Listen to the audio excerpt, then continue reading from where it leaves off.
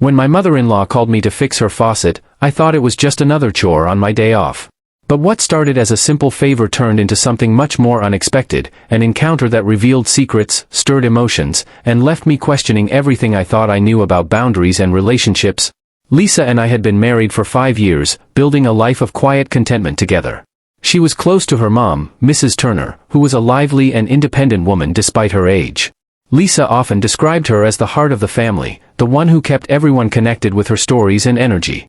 I admired her for that, though my interactions with her were usually brief and centered around casual family gatherings.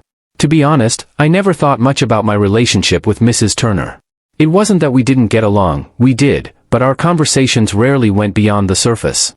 She was always kind and polite, but I saw her more as Lisa's mom than someone I had a personal connection with. That changed the day she called me for help. It was a random weekday, and I had the day off. Lisa mentioned that her mom's faucet had broken and asked if I could take a look at it. "It's just a quick fix," she said, brushing it off like it was no big deal. I hesitated at first. It was my only day to relax, but Lisa's casual encouragement made it hard to say no. "Fine," I said, grabbing my tools and heading out. When I arrived at Mrs. Turner's house, she greeted me with an energy I wasn't expecting. Her face lit up when she saw me, and she immediately ushered me inside. "Oh, you're such a lifesaver," she exclaimed, already preparing lemonade and setting out cookies. It was a warm welcome, but I couldn't help feeling a little out of place. As I started working on the faucet, she hovered nearby, chatting about everything from her college days to her favorite recipes. Her stories were vivid and engaging, and I found myself listening more intently than I'd planned. By the time I finished the repair, I felt like I'd learned more about her in an hour than I had in the past 5 years. That day felt different, like the beginning of something I hadn't anticipated. It wasn't just about fixing the faucet, it was about connecting with her in a way I hadn't before. I left with a strange mix of gratitude and unease, unsure of what it all meant. At first, I didn't think much of it. Helping Mrs. Turner with her broken faucet was just a one-off favor, a small task to keep the household running. But things didn't stop there. A week later, she called again. This time, it was about a creaky door hinge. "It's nothing major," she said cheerfully, "but I thought you might be able to fix it quicker than a handyman." Lisa encouraged me to go, saying, "She doesn't ask for much, and you're so good at these things." I agreed, though I started noticing a pattern. Each visit seemed to follow a familiar script. Mrs. Turner would greet me with a bright smile, offer me lemonade or cookies, and sit nearby, chatting while I worked. Her stories grew more personal with each visit. She shared anecdotes about her younger days, her dreams, even some regrets. I didn't mind, in fact, her openness was refreshing. But it also felt different. Like she wasn't just sharing memories, she was searching for something. One afternoon, while repairing a loose cabinet handle, she brought out an old photo album. "You have to see this," she said, flipping through pages of her adventures. There was one photo in particular that caught my eye, a younger Mrs. Turner standing in front of a lighthouse with a group of friends. She told me about the sunrise she'd watched from the top, the cool breeze on her face, and the peace she'd felt. It was a side of her I hadn't seen before, adventurous, nostalgic, and wistful. But then came the moments that didn't feel as innocent. Once, while fixing a wobbly shelf, I noticed her standing closer than usual, watching me intently. When I turned to ask for a level, our hands brushed briefly. It was nothing, I told myself. Accidental. But the way she smiled afterward lingered in my mind longer than it should have. Lisa, on the other hand, seemed oblivious. She joked about how I'd become her mom's go-to handyman, teasing me about how often I visited. "I think she likes you better than me," she laughed one night. I laughed along, but her words planted a seed of doubt. Was I imagining the shift in Mrs. Turner's behavior, or was there something more to it? The unease grew when she started sending me texts. They were polite and friendly at first, thank yous for the repairs, updates on how well everything was working. But one text stood out, "It's so nice having you around. You bring so much warmth to this house." It was a sweet sentiment, but it felt personal. Too personal. I didn't tell Lisa about the text. I didn't know how to explain it without sounding paranoid or ungrateful. Still, I couldn't shake the feeling that these visits were becoming something else. Each time I left her house, I felt a strange mix of guilt and confusion. Why did I keep going back? Was it just out of obligation, or was there something deeper I didn't want to admit? The tension came to a head one evening when Lisa made an offhand comment. "Mom says she doesn't know how she'd manage without you," she said with a smirk. "She might as well hire you full-time." She meant it as a joke, but the unease I'd been suppressing bubbled to the surface. I forced a laugh, but inside, I was spiraling. Was I letting things get too close for comfort? That night, I lay awake, replaying the moments that had unsettled me, the lingering looks, the heartfelt compliments, the way she always seemed so eager for my visits. I tried to convince myself I was overthinking it, but deep down, I knew better. Something had shifted, and if I didn't address it soon, it might cross a line I wasn't prepared to face. It started feeling like something I couldn't ignore. Every time I visited Mrs. Turner's house, the air seemed heavier with unspoken words. I told myself I was imagining things, but her actions were hard to dismiss. She had become warmer, more attentive, and there was a familiarity in the way she spoke to me that made me uncomfortable, yet I kept going. One afternoon, I arrived to fix her garden gate, which had been giving her trouble. She greeted me with the usual lemonade and cookies, but this time, there was something in her tone, an almost playful undertone as she said, "I always look forward to these visits. You bring such good energy to this place." I thanked her awkwardly, trying to focus on the task at hand, but her words lingered. While I worked, she sat nearby, recounting a story from her younger days. "You know," she said, her voice softer now, "I sometimes think about how different my life could have been if I'd made other choices." She paused, looking at me as if waiting for a response. I nodded politely, unsure of what to say. "Do you ever wonder about that?" she asked. "What life might have been like if you'd chosen a different path?" Her question caught me off guard. "Not really," I replied, trying to sound casual. "I'm happy with the life I've built with Lisa." It was true, but even as I said it, I felt a strange tension in the room, like my words hadn't landed the way she expected. When I finished fixing the gate, she stood closer than usual. "Thank you," she said, her hand briefly brushing my arm. The touch was fleeting, but it felt deliberate. I froze for a moment, unsure of how to react. She stepped back, smiling warmly. "You're such a good man," she said softly. "Lisa's lucky to have you." That night, I couldn't stop thinking about her words, her touch, the way she'd looked at me. There was something unsettling about it, something that felt like a line had been crossed, even if nothing explicit had happened. I wanted to talk to Lisa about it, but how could I? "Hey, I think your mom might be acting too friendly toward me" wasn't exactly a conversation I felt ready to have. Over the next few weeks, things escalated in subtle but undeniable ways. Mrs. Turner began texting me more often, her messages veering into personal territory. "It's always so nice to have you around," one said. "You remind me of what it's like to feel truly understood." Another read, "I don't know what I'd do without your help. You've brought so much light into my life." I told myself they were harmless, just her way of expressing gratitude.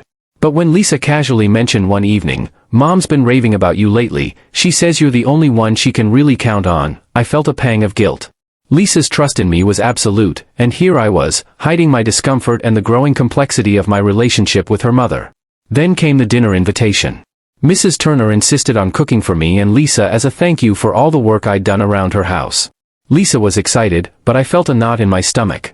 When we arrived, Mrs. Turner was her usual warm and charming self, but there was an undercurrent to her behavior I couldn't ignore. She seemed to focus on me more than usual, asking about my day, my interests, my life outside of work. Even Lisa noticed. "Mom, you're making him feel like he's on an interview," she joked, laughing. After dinner, while Lisa was in the kitchen helping with the dishes, Mrs. Turner and I were alone in the living room. She sat down beside me, closer than I was comfortable with. "I just want you to know how much I appreciate everything you've done for me," she said, her voice low. "You've brought something into my life I didn't even realize I was missing." I shifted uncomfortably, unsure of how to respond. "I'm happy to help," I said, my voice strained. But she didn't stop. "You're a good man," she continued. "I hope Lisa knows how lucky she is. Not everyone would be so patient, so understanding, so kind." Before I could respond, Lisa walked back in, breaking the tension. "What are you two talking about?" she asked, smiling. Mrs. Turner quickly shifted gears, changing the subject to something innocuous. But the unease lingered, heavy and undeniable. That night, as Lisa and I drove home, she said something that caught me off guard. "Mom really enjoys having you around," she said lightly, but there was an edge to her tone. "Maybe a little too much?" I forced a laugh, but my mind was racing. Did Lisa suspect something? Should I tell her how uncomfortable I was becoming? Or would that only make things worse? The line between innocent and inappropriate had blurred, and I was standing on dangerous ground, unsure of what to do next. The tension reached its breaking point one afternoon when Mrs. Turner called me with an urgent issue. Her bookshelf had come loose, and she needed me to fix it immediately. I hesitated, feeling increasingly uneasy about these frequent visits, but Lisa encouraged me to go. "Just help her out, and it'll be fine," she said, oblivious to the storm brewing inside me. When I arrived, Mrs. Turner greeted me warmly as always, but there was a distinct difference in her demeanor. She seemed nervous, almost restless. "Thank you for coming on such short notice," she said, leading me to the living room. "This shelf has been driving me crazy." I got to work, trying to keep things professional, but she hovered close, making small talk. As I adjusted the screws, she said quietly, "You know, I've been thinking about what I said the other day, about how much you mean to me." I froze for a moment before forcing myself to continue working. "Mrs. Turner," I began cautiously, "I think it's important to keep things clear between us." She sighed, her voice soft but insistent. I know. I don't mean to make you uncomfortable. It's just that, it's rare to find someone who listens, who truly cares. I've been so lonely, and you've made me feel seen in a way I haven't felt in years." I tightened the last screw and stood up, my heart pounding. "I understand," I said carefully, "but I'm here to help as Lisa's husband. Nothing more." My words were firm, but the look in her eyes was one of quiet desperation. She nodded, stepping back, but the moment felt heavier than any before it. As I packed up my tools, she touched my arm lightly. "I hope you know how much I appreciate you," she said softly. Her tone was different this time, less suggestive, more vulnerable. I didn't respond, instead muttering a quick goodbye and leaving as fast as I could. That evening, Lisa noticed my unease. "You've been quiet since you got back," she said, concern etched on her face. "Is everything okay?" I hesitated, torn between protecting her from the truth and the growing weight of my own guilt. "I think your mom is struggling," I said finally. "She seems lonely." Lisa frowned. "She's always been independent. Maybe it's just a phase." I nodded, not wanting to push the conversation further, but deep down, I knew this was more than just loneliness. The following week, things escalated. Mrs. Turner sent me a text that crossed every boundary. "You've brought light into my life in ways I didn't think were possible. I don't know how to thank you for everything you've done, not just for the house, but for me." I stared at the message, my stomach sinking. It was clear now that her feelings had grown into something inappropriate. I couldn't ignore it any longer. I needed to confront her, and tell Lisa the truth. That night, I sat Lisa down and told her everything. I explained the increasingly personal texts, the lingering touches, the moments that had made me uncomfortable but I'd brushed off. Her reaction was a mix of shock and hurt. "Why didn't you tell me sooner?" she asked, her voice trembling. "I didn't want to upset you," I admitted. "I thought I could handle it, that it wasn't a big deal. But it's become something I can't ignore." Lisa sat silently for a moment before saying, "We need to talk to her." Together? The confrontation was tense. Lisa and I visited Mrs. Turner's house the next day. She seemed surprised to see both of us but quickly masked it with her usual warmth. "What brings you two here?" she asked, her voice cheerful but wary. Lisa wasted no time. "Mom, we need to talk about some boundaries," she said, her tone calm but firm. Mrs. Turner's smile faltered. "What do you mean?" I stepped in, my voice steady despite my nerves. "I think some of the things you've said and done have crossed a line. I've tried to be respectful, but I need to make it clear that I'm here to help as Lisa's husband. Nothing more." Her face fell, and for a moment, she looked genuinely hurt. "I never meant to make you feel uncomfortable," she said softly. "I guess I've just been feeling lost. After Lisa's dad passed, it's been hard to feel connected to anyone. And you've been so kind, so understanding. I didn't realize I was crossing any boundaries." Lisa reached out, placing a hand on her mom's arm. "I understand that you're struggling, but this isn't the way to cope. You can't rely on my name to fill that void." Mrs. Turner nodded, tears welling in her eyes. "You're right. I'm sorry. I didn't mean to create any trouble between you two." Her apology felt sincere, and while the tension lingered, it felt like a step toward resolution. After that day, things changed. Mrs. Turner stopped texting me and began focusing on rebuilding her own life.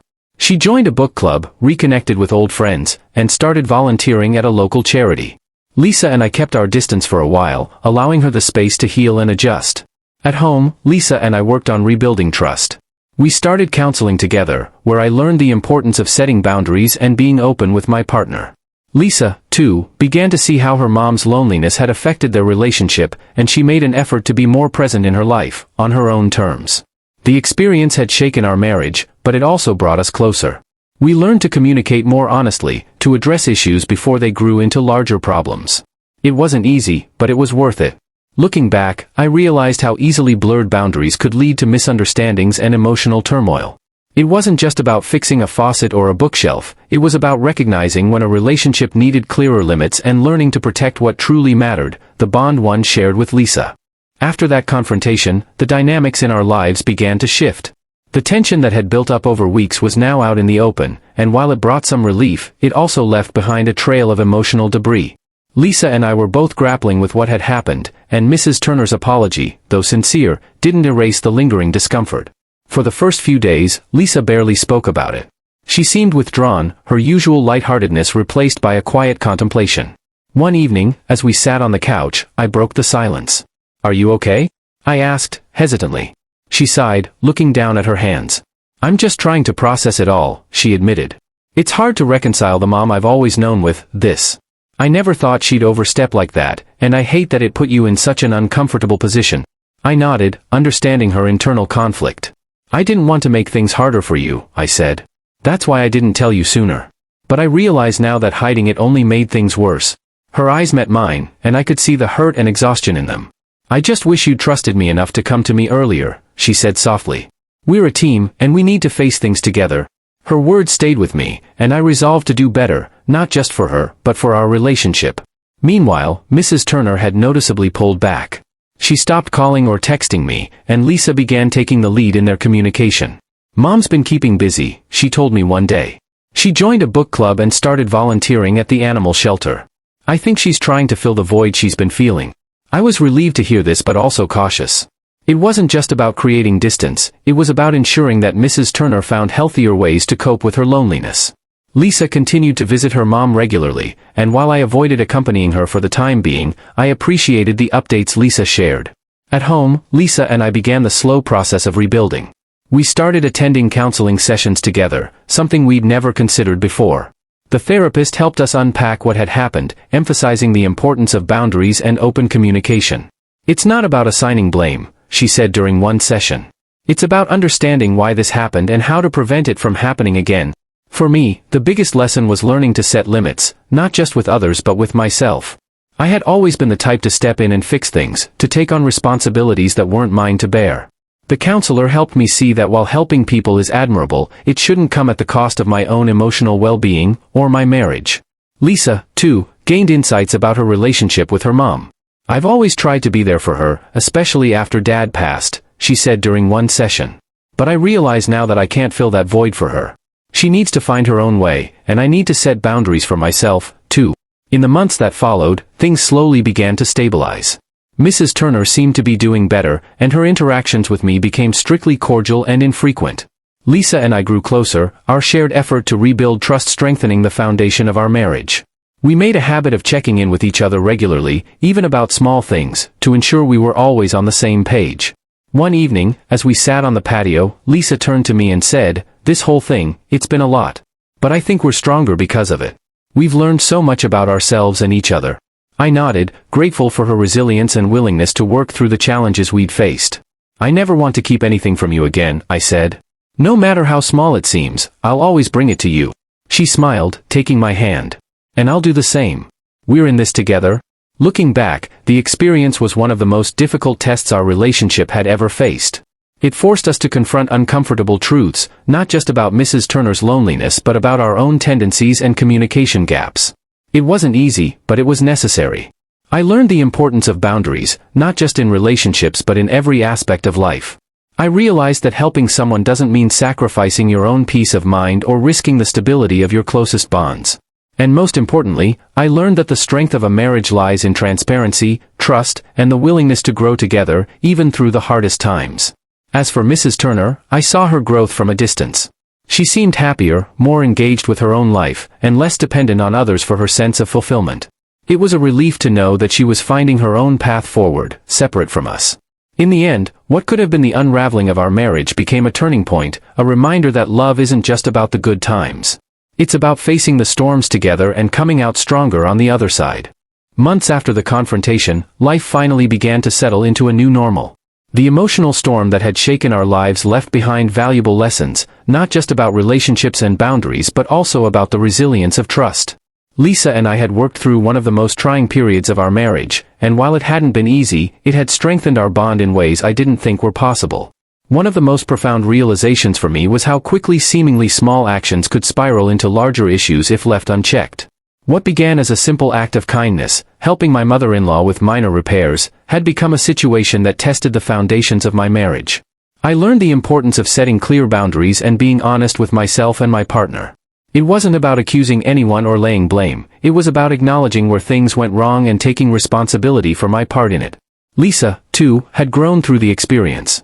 She admitted that she had overlooked her mom's loneliness for years, assuming her strong and independent nature meant she didn't need much emotional support. But this ordeal had shown her that even the strongest people can struggle silently. "I used to think Mom didn't need me as much," she said one evening. "But now I see that being there for her doesn't mean I have to sacrifice my own boundaries. It just means finding a healthier way to connect." We both carried these lessons into our everyday lives. Our communication improved dramatically. Lisa and I made a pact to never let small doubts or concerns fester. Whether it was about family dynamics or work stress, we would address issues openly and honestly, no matter how uncomfortable the conversation might be. That transparency became the cornerstone of our relationship. As for Mrs. Turner, she had embraced a new chapter of her life. Lisa told me about the changes she'd made, joining a local community group, rekindling old friendships, and even volunteering at a charity. "She seems happier," Lisa said one day. "I think she's finally finding herself again." Hearing that was a relief, knowing that she was finding healthier ways to cope with her loneliness without leaning too heavily on others. Reflecting on everything, I realized how much I had learned about myself. I'd always seen myself as the fixer, the person who steps in to solve problems, no matter how big or small. But I now understood that not every problem is mine to fix, and that sometimes, the best way to help someone is to encourage them to find their own solutions. Letting go of that burden was liberating and allowed me to focus on what truly mattered, my marriage and the life Lisa and I were building together. The experience had also given me a deeper appreciation for the complexities of human relationships. People are rarely as simple as they appear on the surface, and struggles like loneliness or grief can manifest in unexpected ways. What mattered most was approaching those situations with empathy while maintaining the boundaries necessary to protect my own well-being and the well-being of those closest to me. In the end, what could have torn us apart brought us closer. Lisa and I came to see the experience as a turning point, a moment that tested our trust and commitment but ultimately made us stronger. We learned that love isn't just about sharing the good times, it's about standing together through the challenges, facing the hard truths, and choosing each other every day, even when it's not easy. As we moved forward, our marriage felt more grounded, more real. The trust we rebuilt wasn't just restored, it was fortified. And while the scars of the ordeal would always remain as reminders of what we'd been through, they were also marks of growth, proof that we could weather the storms together and come out on the other side stronger than ever. What would you do if you found yourself in a situation like this? Could you confront the issue head-on or let it quietly fade away? Share your thoughts in the comments below. I'd love to hear your perspective. Don't forget to like, subscribe, and hit the notification bell for more stories that explore the complexities of relationships and life's unexpected lessons.